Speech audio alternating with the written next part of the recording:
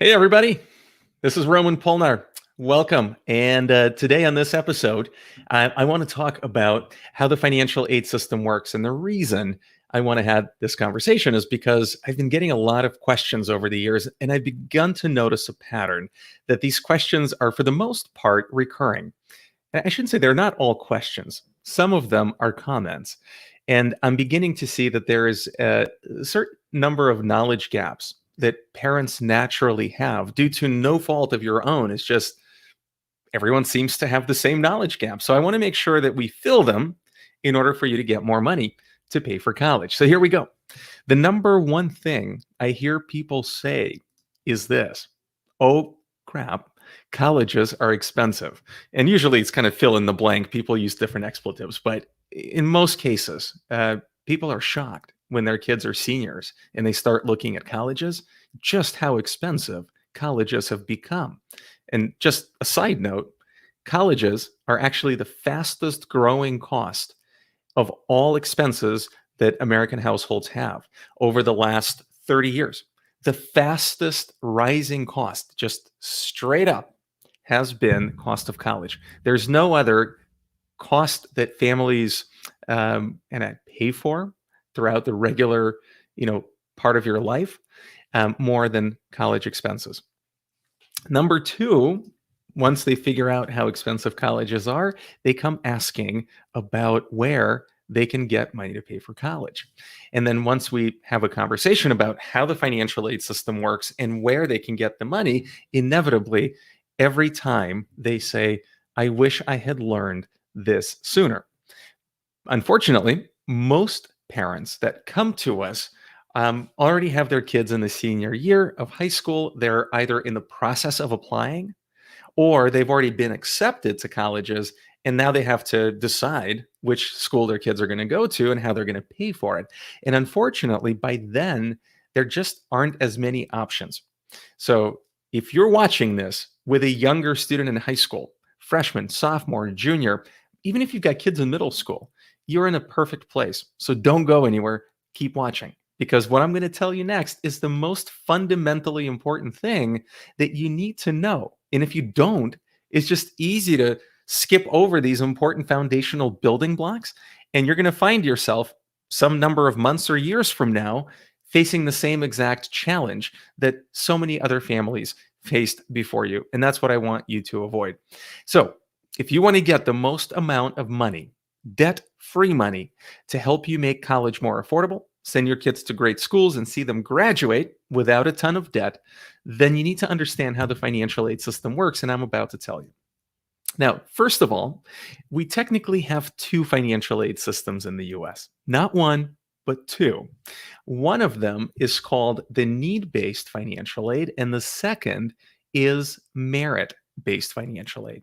So the need-based financial aid is probably what most people are familiar with. It's the kind of the traditional financial aid system that most people are sort of aware of. Okay, and it's let's talk about that first. And it's really based upon two things. It's based upon your income and your savings. And basically, colleges are going to determine if you have a financial need. So if your family does have a financial need, then colleges are going to offer you some amount of financial aid to bridge that affordability gap, right? So they're going to establish how much they think you should be able to pay for college based upon your income and your savings. And then if the cost of college is higher than what they think you can pay, well, that difference is generally going to be made up with need-based financial aid.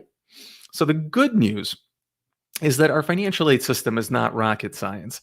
But the bad news is that it's not automatic either. You actually have to apply.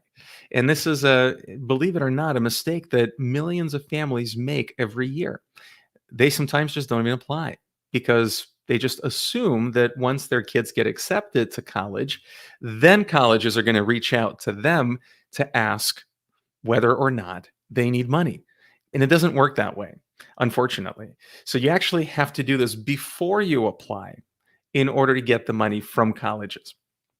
And the way that you apply is you fill out one of these two financial aid forms.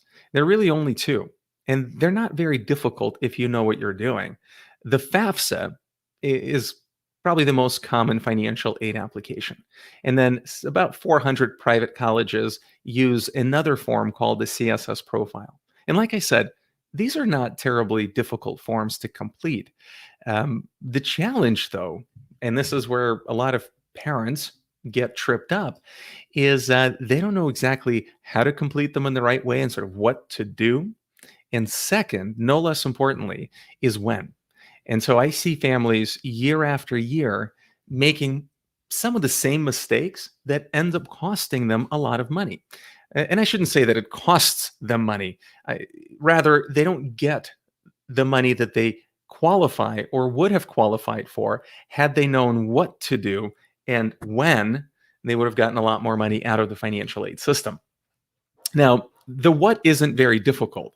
You just have to make sure that you've organized your finances and position yourself in the most financial aid friendly way, and then just fill out the forms correctly without making the most common mistakes that families make. And the second thing that's so important is you got to submit that form early, because financial aid is given out on a first come, first serve basis. And every year, about 18 million people apply for financial aid by submitting these forms.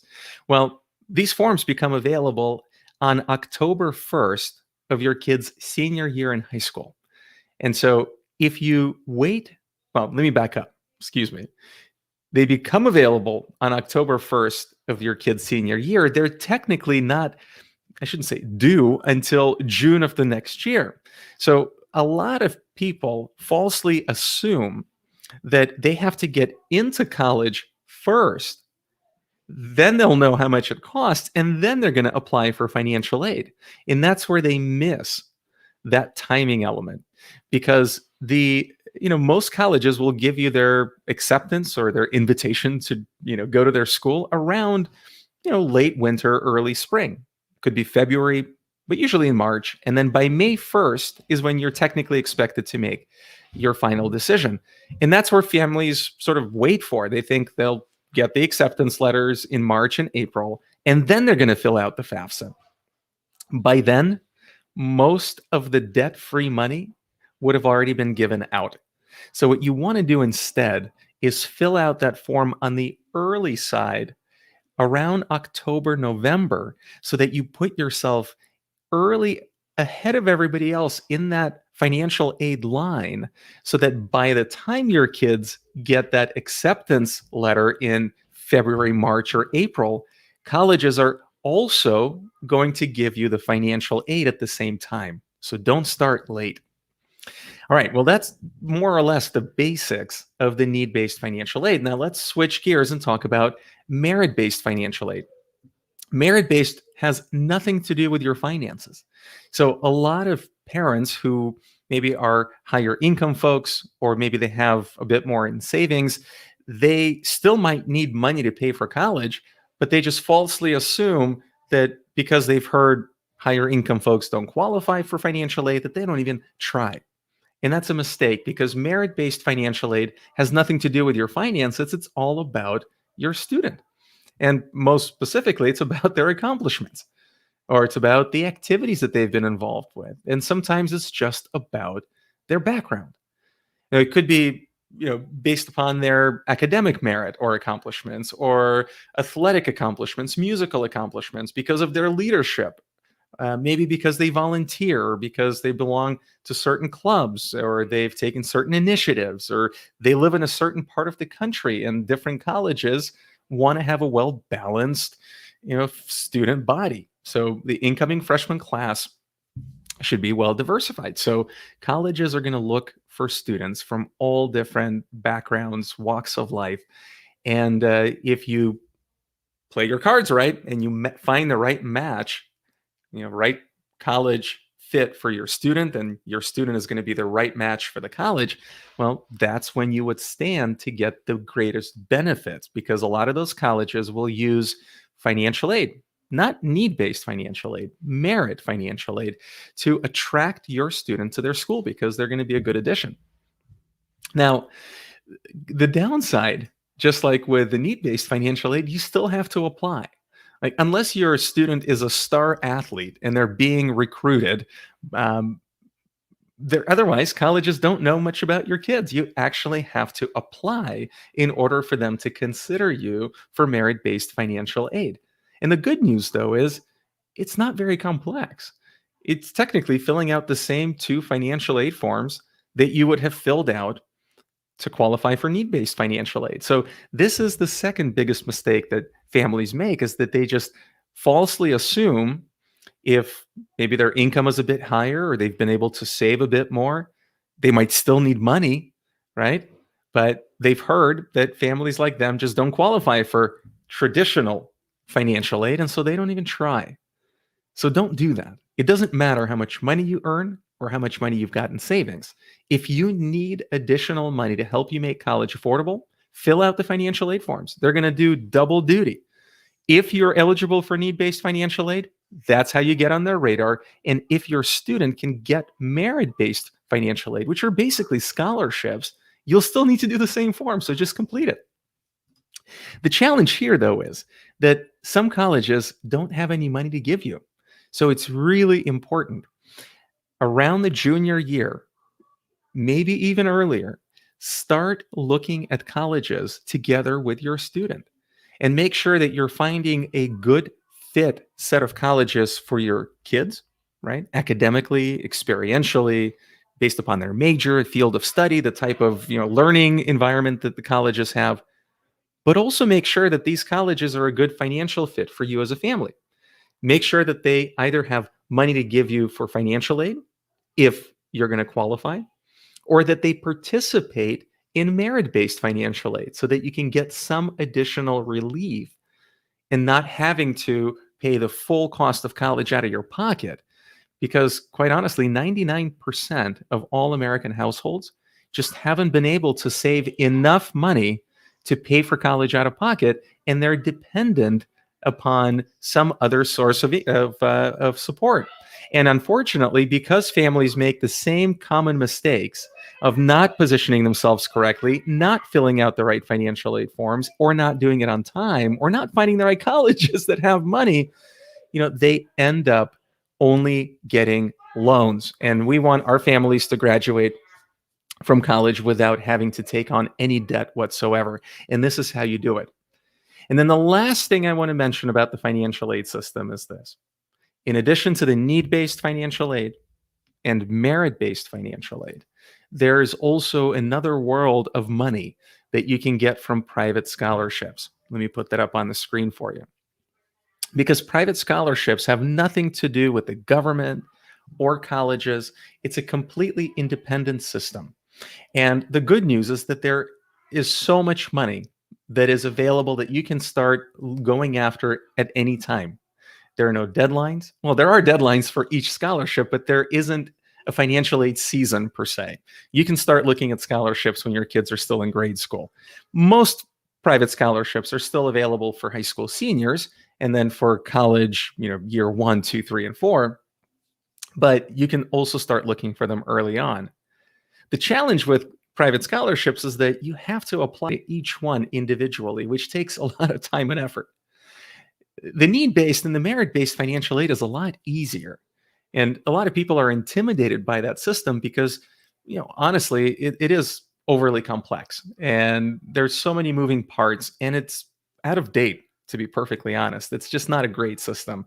It was a great system in 1965 when they put it together.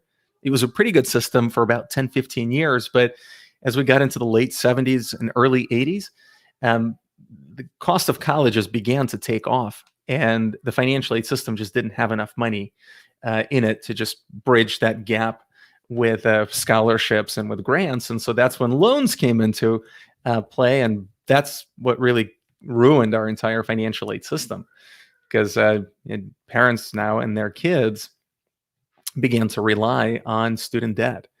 And anyways, I won't go into that in this episode, but I do want to mention it, that if you need money to help you pay for college, there is money available. You just have to know what to do and when. And when I say what to do, I suppose the first thing you should do is figure out where you're going to get the money. Should you go after the need based financial aid based upon your family finances?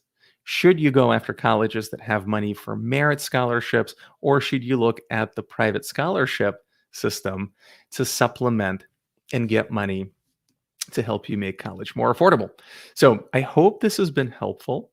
If you've got any questions, drop them in the comments below and I will get back to you. And until the next time we talk, good luck with your college planning. We'll talk soon. Take care.